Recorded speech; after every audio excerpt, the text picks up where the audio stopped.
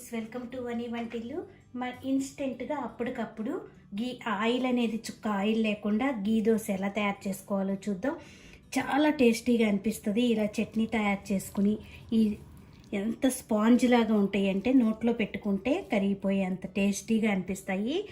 ఇట్లా చట్నీ కూడా చాలా ఈజీగా మనం తయారు చేసుకోవచ్చు. చట్నీతో ఈ దోశ చాలా ఇష్టంగా తింటారు. 1 కప్పు రవ్వ తీసుకోండి. ఉప్మా రవ్వ ఉంటుంది కదా, సెమోలినా, దాన్ని తీసుకోండి. 1 కప్పు అటుకులు. ఇప్పుడు ఒక మిక్సింగ్ బౌల్ తీసుకుని దీనిలో ఇప్పుడు రవ్వను వేసుకుందాం. దీనిలోనే అటుకుల్ని కూడా వేసుకోవాలి. ఇప్పుడు ఈ రెండు మిక్స్ అయ్యేలా వాటర్ వేసి తడిపి పెట్టుకుందాం. ఒక 10 నిమిషాలు పక్కన పెట్టుకుంటే ఇవి సాఫ్ట్గా అవుతాయి. మునిగేంత వరకు కూడా వాటర్ వేసుకోండి.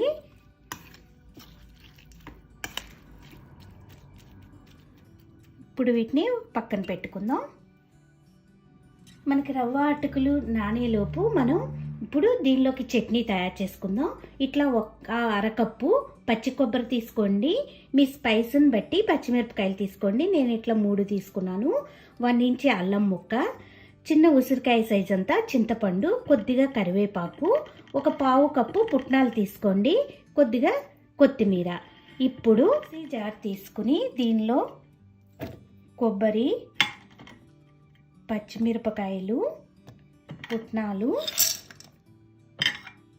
చింతపండు, కరివేపాకు,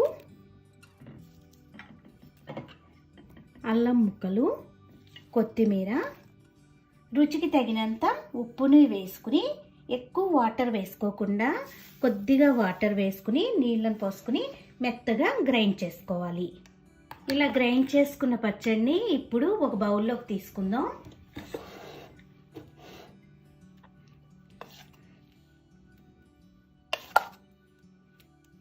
ఇప్పుడు పచ్చడికి తాలింపుని రెడీ చేసుకుందాం. స్టవ్ ఆన్ చేసుకుని చిన్న బాండీ పెట్టుకోండి.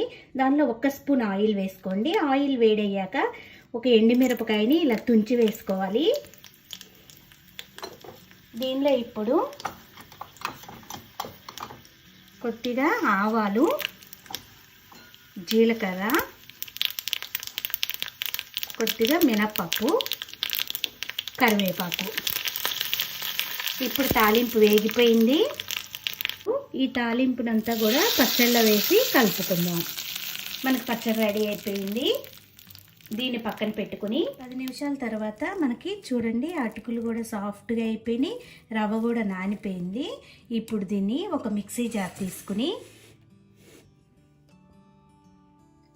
మిక్సీ జార్లో వేసుకున్నాక దీనిలో 3/4 కప్పు వరకు పెరుగు తీసుకోండి.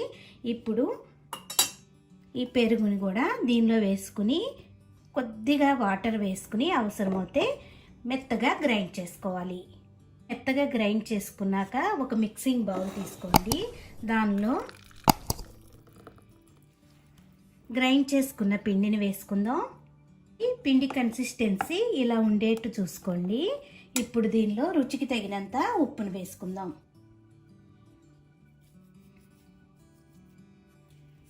అలాగే ఇన్స్టెంట్గా మనం దీన్ని తయారు చేసుకుంటున్నాం కాబట్టి దీనిలో మీరు ఈనో ఉంటే ఒక 1/2 టీ స్పూన్ ఈనో పొడి వేసుకోవచ్చు, లేకపోతే 1/2 టీ స్పూన్ వంట సోడా అయినా వేసుకోవచ్చు. నేను ఇట్లా వంట సోడా వేస్తున్నాను.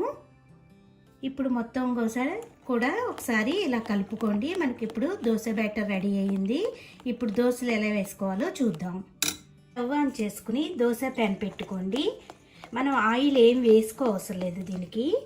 ఇప్పుడు దోశ ప్యాన్ వేడయ్యాక పల్సగా కాకుండా మరీ మందంగా కాకుండా మనకు కావాల్సిన సైజులో రౌండ్గా ఇలా వేసుకోవాలి.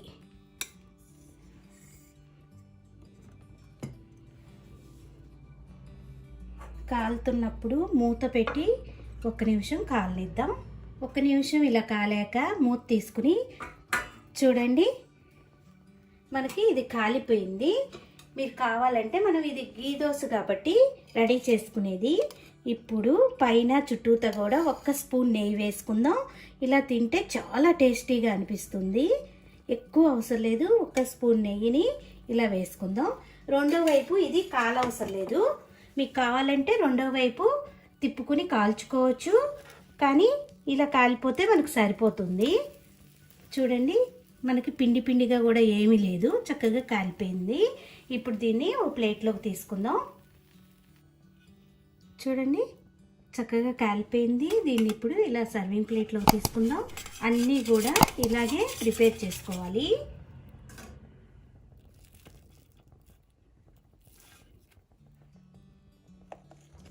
ఆయిల్తో పని లేకుండా అప్పటికప్పుడు మనం ఈ దోశల్ని వేసుకోవచ్చు. మన దగ్గర ఏ పిండి లేనప్పుడు కూడా మనం వీటిని ఇలా రెడీ చేసుకోవచ్చు.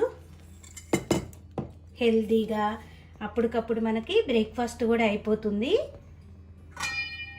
అన్నిటినీ కూడా హై ఫ్లేమ్లో కాకుండా మీడియం ఫ్లేమ్లో పెట్టుకుని మనం కాల్చుకుంటే చక్కగా వేగిపోతాయి. చూడండి, ఇంకో దోశ కూడా ఇలా రెడీ అయ్యింది.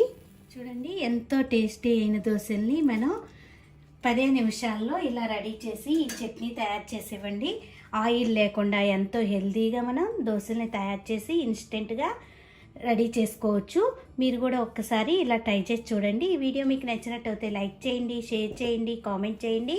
మరిన్ని వీడియోల కోసం వాణి వంటిల్ని సబ్స్క్రైబ్ చేసుకోండి. Thank you for watching.